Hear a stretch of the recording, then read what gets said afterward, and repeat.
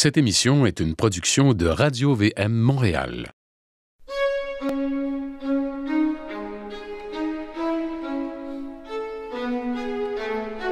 Partenaire à votre santé avec Dominique Lortie.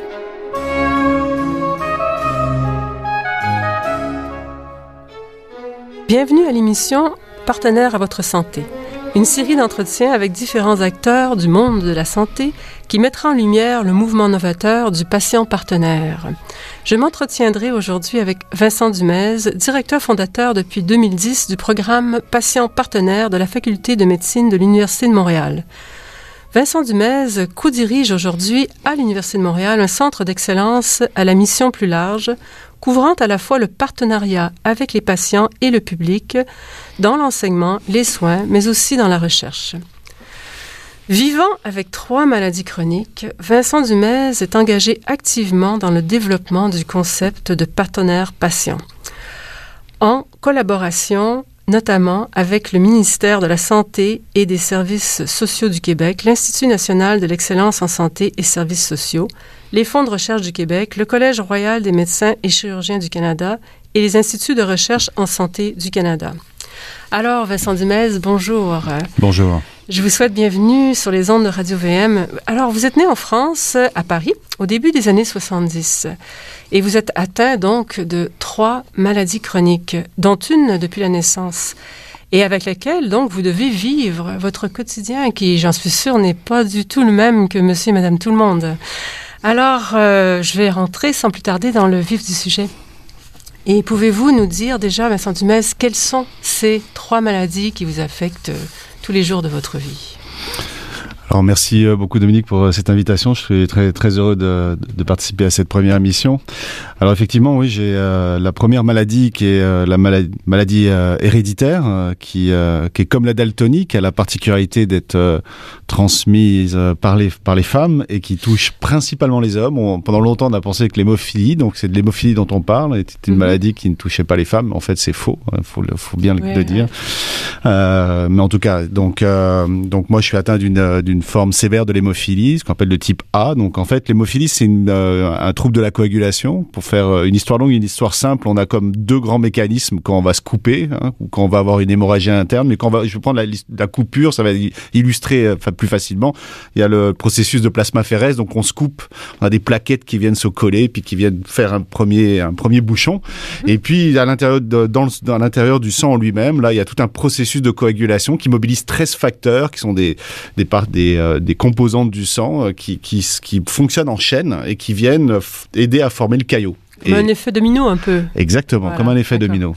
Et chez les hémophiles, il peut manquer, le plus couramment c'est le 8, mais il peut manquer aussi le 9, il peut manquer le 7. Des fois, il manque aussi ceux à la fin de la chaîne, le 13, qui est la maladie de Van Willebrand. Alors, c'est sûr que pour un hémophile sévère, donc moi j'ai moins de 1% de facteur 8, de ce facteur 8 dans le sang de coagulation, donc il suffit juste que je me frappe et je vais saigner. Donc, alors ça demande en fait l'utilisation de perfusion sanguine. Donc, il faut que je m'injecte sur une base régulière ce facteur de coagulation qui me manque, en fait, que je m'injecte à peu près aux 48 heures. 48 heures, d'accord. Donc, quand même, depuis le début de ma vie, disons que j'ai reçu des doses très importantes de produits sanguins, ce qui m'a conduit à l'âge de 13 ans, 14 ans, à ma deuxième problématique, qui est c'est que je suis séropositif, donc j'ai été contaminé par le virus du sida, certainement à la fin 82, donc par mes produits sanguins. Donc j'étais en France à l'époque, mais le schéma est à peu près le même ici au Canada, donc à peu près plus de 90% des hémophiles en France et à peu près dans la même proportion au Canada ont été contaminés par le VIH à cette époque-là. Donc comme vous le savez, le sida, syndrome d'immunodéficience acquise, est une maladie qui attaque les défenses immunitaires du corps et donc qui qui en lui-même, on dit toujours qu'on ne meurt pas du sida, on meurt des conséquences du sida, donc on meurt des conséquences de ne plus avoir d'immunité. Alors heureusement aujourd'hui c'est une maladie qui est bien maîtrisée, mais comme l'hémophilie dans les années 70, les produits sanguins n'étaient pas très efficaces, donc toutes les années 70 ont été un calvaire pour un enfant hémophile comme moi. Puis dans les années jusqu'en 95, on n'avait pas de médicaments efficaces pour le VIH, donc j'ai connu à la fois des moments de victoire médicale, que ce soit dans l'hémophilie ou dans le VIH, et puis aussi des grands moments de désert médicaux. Donc c'est une particularité importante. Puis la troisième maladie qui est arrivée aussi avec le VIH, qui a contaminé aussi massivement les hémophiles par le sang, c'est l'hépatite C. Ah oui, d'accord. Alors, donc l'hépatite C est une infection chronique du foie. Hein, c'est un virus qui s'attaque au foie en lui-même. Et donc, pendant des années aussi, les traitements étaient peu efficaces. Alors, mais ça fait partie d'une des grandes victoires de la médecine moderne, puisque on a trouvé, il y a à peu près 6 ans de ça, vraiment un produit miracle qui a permis de guérir dans 90% des cas à peu près l'hépatite C. Donc aujourd'hui, je me suis débarrassé de l'hépatite C avec laquelle j'ai vécu pendant longtemps et qui a touché ma famille parce que donc bien entendu ma mère n'était pas hémophile, ma mère a été l'élément de transmission, le vecteur de l'hémophilie, mais son frère était hémophile. Contaminé par l'hépatite C et décédé il y a une dizaine d'années maintenant d'une cirrhose de foie due à son hépatite C. Donc, le hasard a voulu que ma mère étant vectrice mais ayant une légère déficience aussi en facteur 8, a elle aussi été obligée d'utiliser des produits sanguins dans les années 80 à la suite d'une opération. Et elle aussi a été contaminée par l'hépatite C. Donc ma mère aussi a eu jusqu'à très récemment une hépatite C. Donc on a une famille, disons, en termes de maladies chroniques. On vit avec la maladie chronique déjà depuis très longtemps. C'est quelque chose qui fait partie de nos vies. En fait, moi, j'ai pas connu autre chose finalement. Donc, il y a une expérience déjà au niveau de la famille. Alors, vous me dites, votre mère, vous êtes sévère, donc vous avez moins de 1% de facteur 8 dans votre système, et votre mère, elle a une légère déficience. Alors, je pose la question comme ça, est-ce que quelqu'un pourrait être hémophile ou enfin en partie hémophile sans le savoir, donc avoir, je sais pas moi, 50%, je suppose qu'on a 100% de facteurs de coagulation de chaque numéro dans le système en permanence, normalement. Alors, est-ce que quelqu'un pourrait être hémophile sans le savoir ? Quelqu'un pourrait avoir une hémophilie légère, effectivement, sans le savoir. C'est un des enjeux de l'hémophilie, son diagnostic. On va le découvrir des fois, justement, dans les cas d'hémophilie légère, parce qu'on a une opération, parce qu'on va se faire une grosse coupure, puis on va se rendre compte que ça met un peu plus de temps pour s'arrêter. Alors, effectivement, on sait que tout le monde n'est pas diagnostiqué, effectivement, il y a une proportion relativement importante d'hémophilie légers qui ne le savent pas. Ils ne le savent pas. Et là, donc, vous dites type A, il y a plusieurs types d'hémophilie, vous en avez parlé. Alors, pour qu'une fille soit hémophile, ce que vous avez dit, beaucoup plus rare. Alors, normalement, c'est la mère qui transmet au garçon, si j'ai bien compris. Oui. Alors, est-ce qu'il faut que... Qu'est-ce qui arrive si on a un père hémophile, une mère porteuse Est-ce que ce serait le cas d'avoir pour avoir une possibilité d'avoir une fille avec une déficience majeure en facteur de coagulation, en sachant que les conductrices de l'hémophilie ont elles-mêmes une déficience. Hein, donc, d'accord. Elles sont déjà toutes. Je pourrais pas dire est-ce que toutes, mais la grande majorité ont une déficience en facteur de coagulation. Ce qui est important de savoir aussi, c'est que l'hémophilie aujourd'hui, c'est beaucoup des mutations génétiques. Hein, donc moi, c'est historique dans ma famille. Hein, si vous allez dans le cimetière familial, il y a comme un siècle, vous allez voir des endroits où il y a plusieurs tombes d'enfants. Donc c'est quelque chose qu'on peut retracer dans la famille, mais il y a aussi beaucoup de cas de mutations génétiques. Alors, mutation génétique, alors ça c'est intéressant. Donc, quelqu'un peut ne pas savoir qu'il porte les... Alors, la mutation se ferait au niveau soit de la mère ou de l'enfant qui naît hémophile. Exactement, ouais, donc ça se ferait au niveau de la mutation génétique s'orchestre au niveau certainement du matériel génétique de la mère. Ouais. Voilà, de la mère, ok, d'accord. Mais aussi, je suppose qu'avec le temps, si les choses n'ont pas été répertoriées d'une façon ou d'une autre, une mère pourrait être porteuse l'hémophilie pourrait être dans la famille. Oui.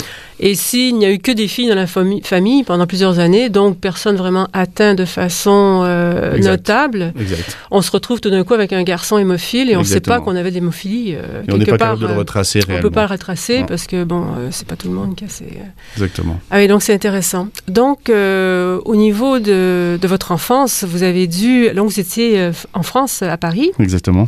Un petit garçon hémophile. Donc, votre mère a dû quand même, puisqu'elle avait un frère hémophile, pu détecter rapidement que vous l'étiez aussi. Est-ce que vous avez de la fratrie? Avez-vous frères et sœurs? Non.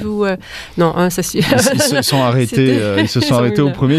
D'accord. Ça a été un choix, je pense, un choix éclairé. L'hémophilie dans les années 70, c'est pas l'hémophilie d'aujourd'hui. L'hémophilie dans les années 70, c'était des transfusions sanguines très peu efficaces. En fait, on s'injectait du plasma, donc c'était du goutte à goutte.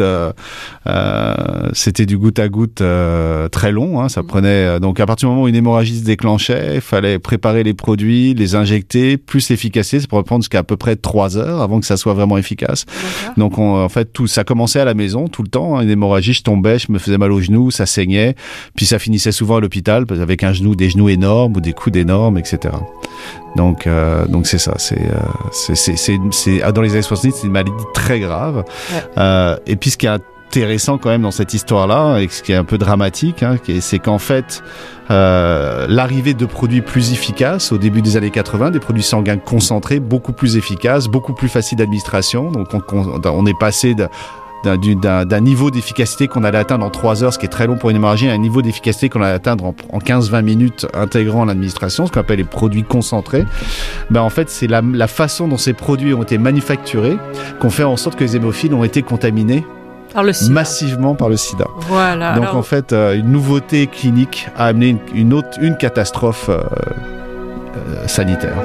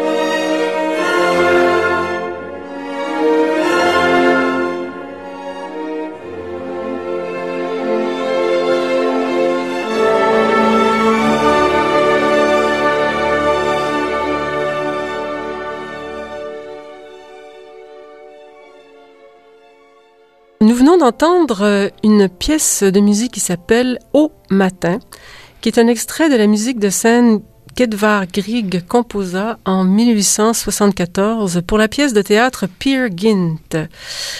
Alors, je suis de retour avec Vincent Dumez, co-directeur du Centre d'excellence sur le partenariat avec le patient et le public de l'Université de Montréal.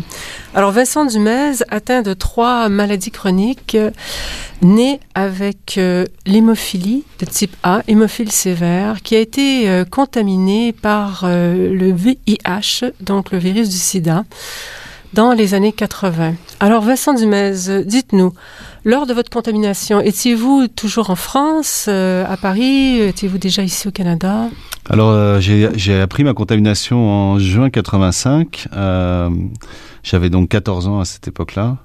Et le réflexe que mon père a eu, en fait, le réflexe et la vie nous a donné l'occasion d'avoir une opportunité de travail au Canada. Et donc, à peu près 1 mois après l'annonce de ma contamination, toute la famille était dans l'avion et on atterrissait à Ottawa à l'époque.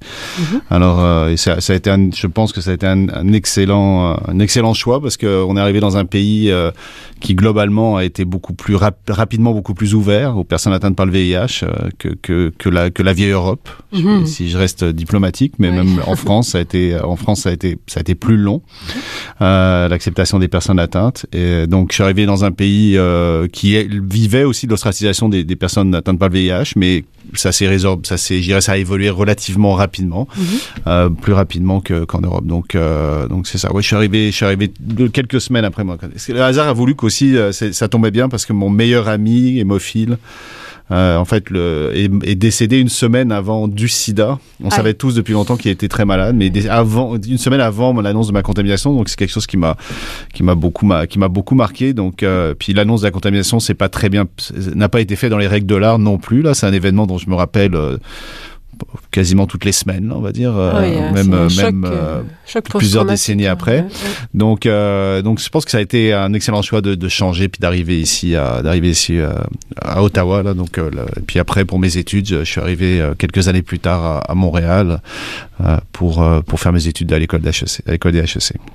Alors, contaminé par le VIH, alors vous êtes vraiment un survivant en fait, parce que il y a eu combien la population des hémophiles, est-ce que vous savez à peu près le pourcentage des gens qui, je suppose que tout le monde a été contaminé. Est-ce que tout, alors les produits sanguins varient certainement d'un type d'hémophilie à l'autre. Est-ce qu'il y en a qui ont été préservés? Est-ce que tous les hémophiles ont été atteints carrément? Tous les hémophiles, gros consommateurs de produits sanguins, peu importe, ont été contaminés à l'époque. Aujourd'hui, c'est un peu difficile à dire, mais on estime certainement à peu près 30% de survivants, peut-être. 30%. Ils sont pas tous morts mondialement mondialement, non, je pense en France, Canada, on doit être à peu près dans ces taux-là. Beaucoup sont morts du VIH, mais beaucoup sont morts de l'hépatite C aussi. L'hépatite C a été extrêmement mortelle pour les hémophiles.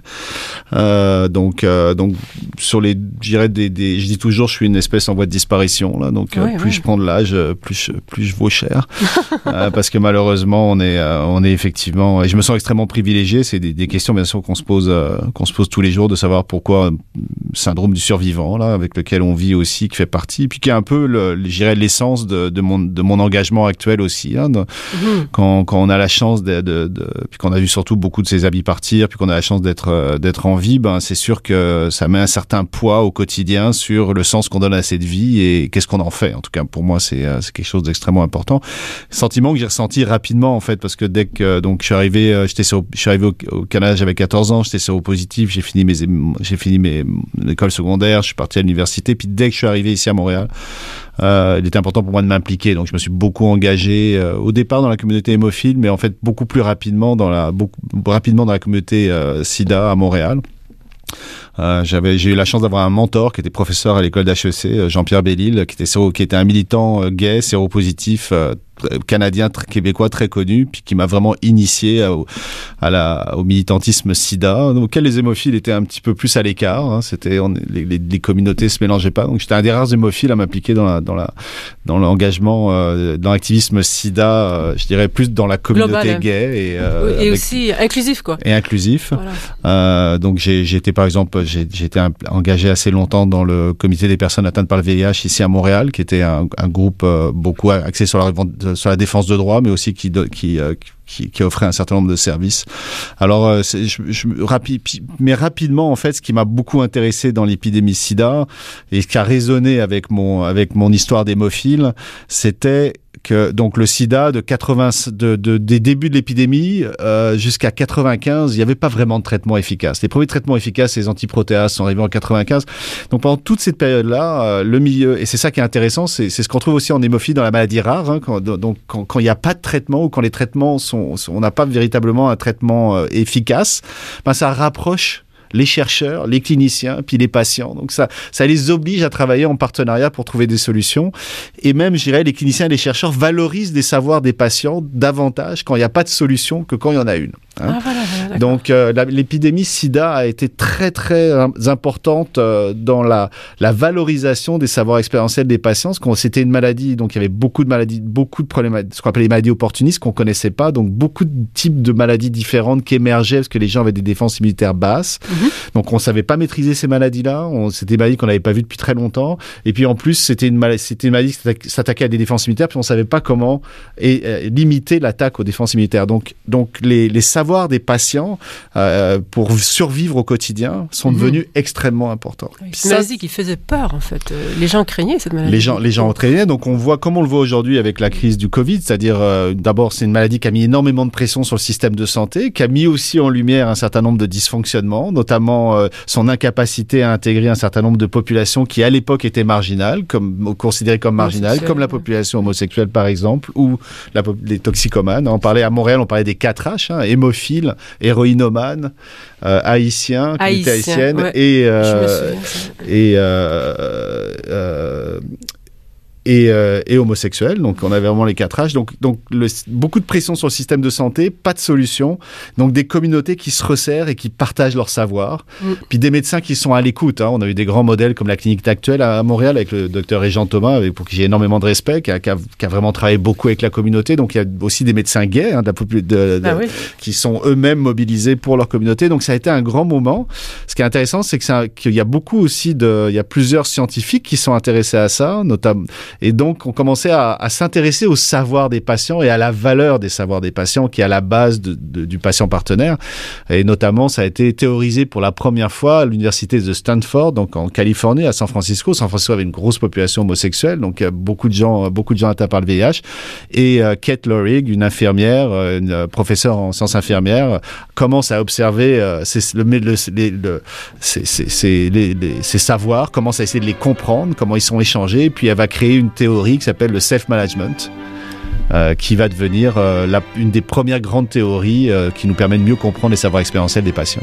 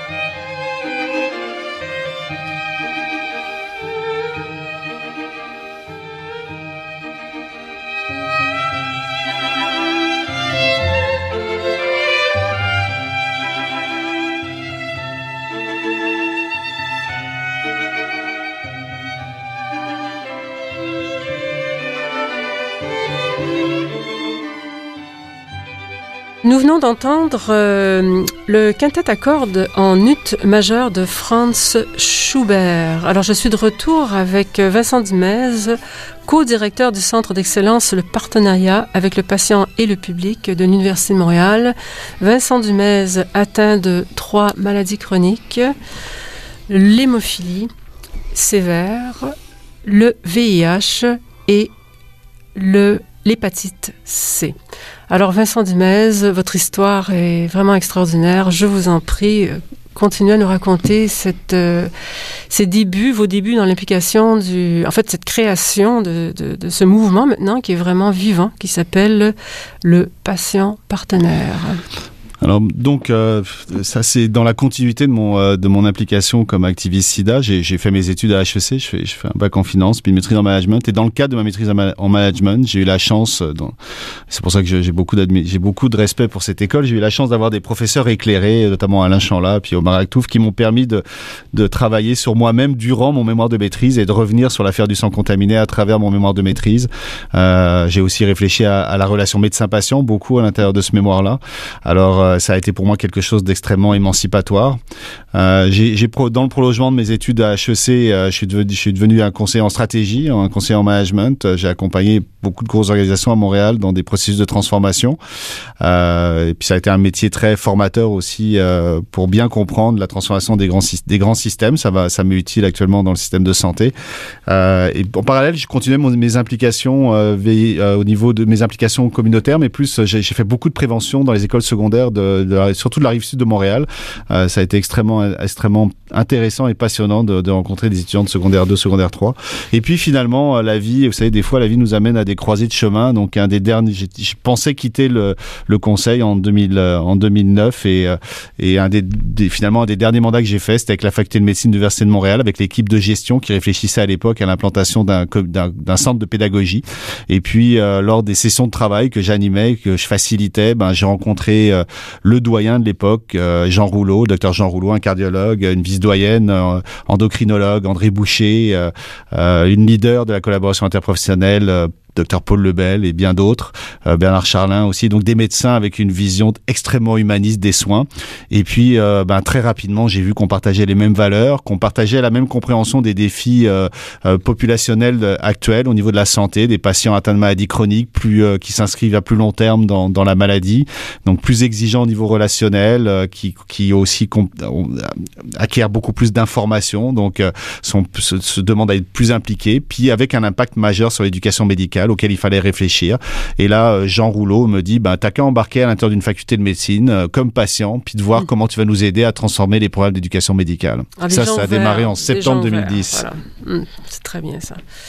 Alors écoutez, Vincent Dumez, cette histoire est fascinante. Nous allons nous retrouver de toute façon prochainement pour d'autres émissions, où nous aurons la chance à ce moment-là de pouvoir vraiment, vous allez nous expliquer votre chemin qui a mené à ce mouvement. En fait, vous êtes l'initiateur, vous êtes le fondateur de ce mouvement qu'on appelle le mouvement du patient partenaire.